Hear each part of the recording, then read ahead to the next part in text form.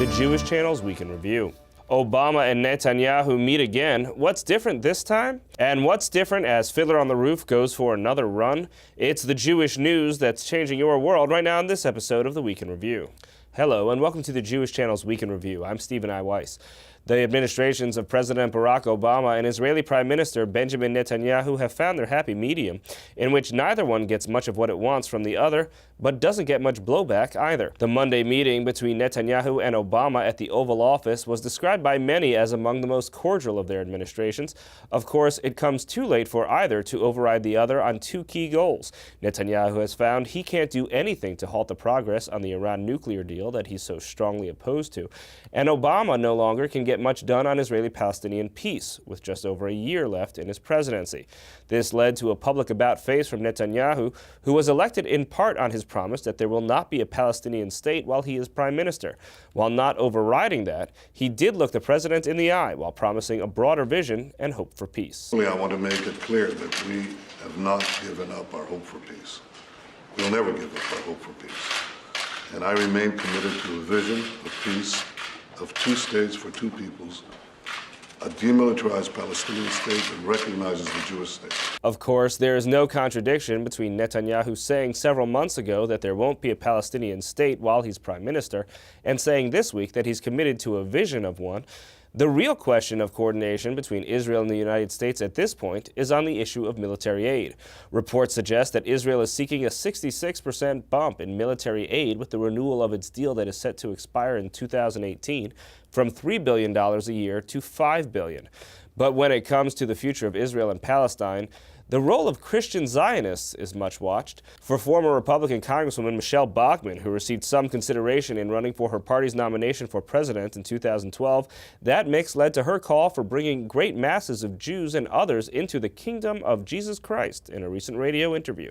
We recognize the shortness of the hour, and that's why we as a remnant want to be faithful in these days and do what it is that the Holy Spirit is speaking to each one of us to be faithful in the kingdom and to help bring in as many as we can, even among the Jews, share Jesus Christ with everyone that we possibly can, because again, He's coming soon. Speaking of remnants of Jews, the classic story of the Jews of the shtetl, Fiddler on the Roof, is making another run at Broadway.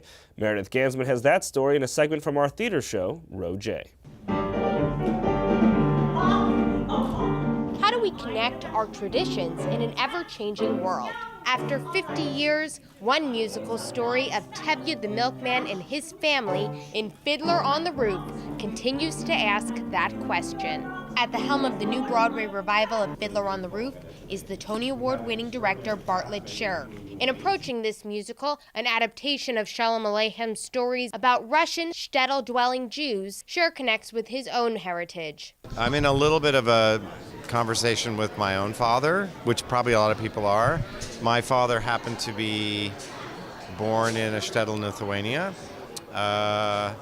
Came over in 1923 with my grandmother. My grandfather came first. He was a very assimilated Jewish person, so nobody knew he was Jewish because he was that generation, usually the second generation. And I have all the family stuff from there, and I have all that. So for me, it's a lot of a conversation in a way with his past. It's about keeping the history and tradition of the musical relevant, says the musical's lyricist Sheldon Harnick. Seeing what they've done with the four numbers they've done was thrilling. Yeah. Because they looked fresh, they looked new, they looked as though I'd never seen them before. Take the number Matchmaker.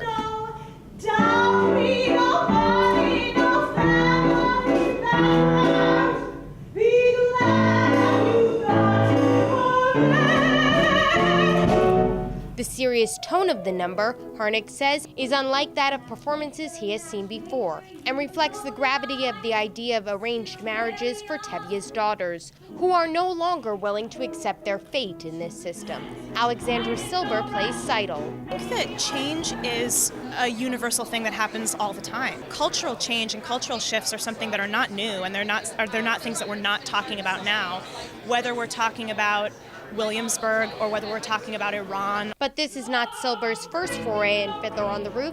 She played Huddle in the 2007-2008 London West End revival. To be able to have this sunrise sunset moment of graduating now to the oldest daughter and telling this family story from a different perspective is beyond imagining for one lifetime. Now taking on the role of Huddle is Samantha Massel, who says the musical's historical perspective is very timely. It's unfortunate that we're in a world where people are still oppressed and the refugee crisis. I mean, the fact that these things are still happening makes it so relevant. For Tony-nominated actress Jessica Heck, who plays Tevye's wife Golda, starring in the musical posed an additional challenge. Heck says her singing was mostly limited to participating during synagogue services. Oh, well, I just feel like I'm making my family really happy. They keep saying, like, it is such a mitzvah that you are doing this show. Yeah. They have never been so religious as at this moment. They feel, yes, it is completely from God that I am now cast. Playing Tevye is multi-Tony nominee Danny Burstein, who says the casting is an unbelievable honor. I can't believe they didn't go with a TV star or a movie star, and that they picked, some kid from the Bronx. And for Burstein, the role comes after a recent health scare, where Burstein thought he might have thyroid cancer. Singing the lyrics to Life L'Chaim has a much deeper meaning now, Burstein says. It actually has opened me up in many, many ways. It is a beautiful new lease on life that I've been given. You can see Fiddler on the Roof now at the Broadway Theater. Opening night is December 20th.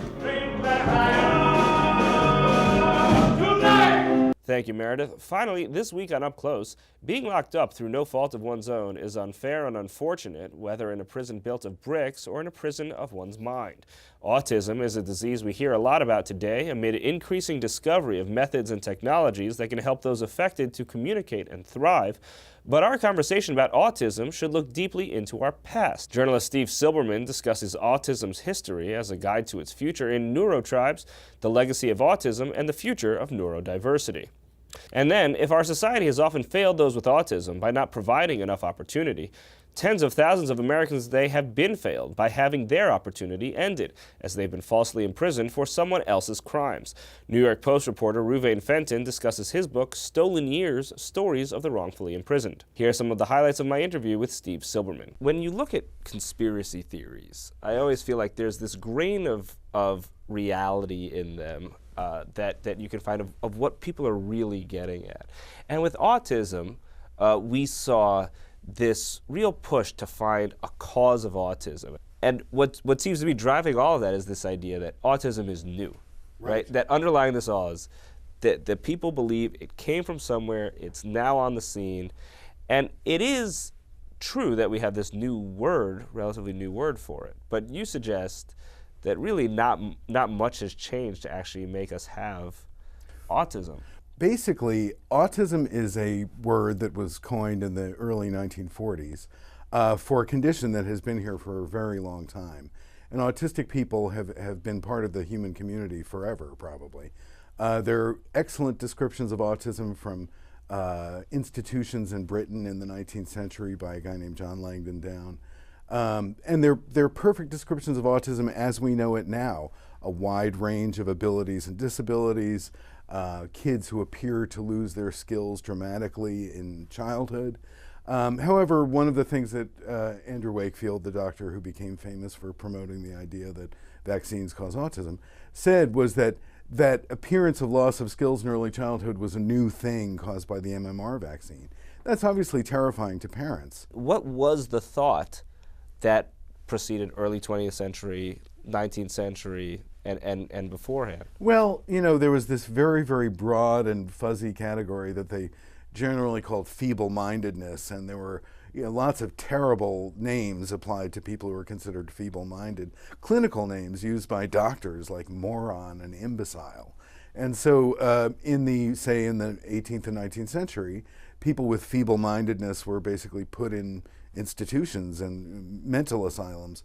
There was a very well-known mental asylum in England called the Bethlehem Royal Hospital, or Bedlam.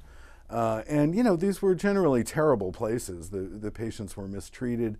There was no understanding that they would have different conditions. So for instance, a nonverbal autistic person might be extremely aware of their surroundings and very intelligent, but because they don't have the means to communicate, many of those people were considered feeble-minded. That even continued into the 20th century in America for a very long. It still continues today, in a sense. But also, one of the things that you're left with, especially when you have this broad spectrum, is this nagging or hinting sense that almost anybody who seems relatively intelligent or just slightly less than wholly engaged in cheerleading and the football team or whatever is autistic, and that some of the major markers for intelligence seem like a lot of the major markers of autism. If Jerry Seinfeld, Mark Zuckerberg, and all these other Silicon Valley billionaires that people are constantly saying is on the, Bill Gates, if those people are on the spectrum, then the problem is that then you think, well, what kind of help do they really need? I mean, my God, they're becoming billionaires. But the truth of the matter is that almost every autistic person who I've met who had an official diagnosis, in other words, it's not that they diagnosed themselves taking an internet quiz or something, although many of those people who did figure out that they were autistic from books or the internet really are. But everybody who I've ever met who had an official diagnosis really needed help. Like it wasn't just some trendy thing to say about their own geekiness. You can see the full episode of Up Close on the Jewish Channel on cable. You can also listen to the full audio of Up Close as a podcast available on iTunes or in your favorite podcast player. That's all for this week. From all of us here at the Jewish Channel, be well.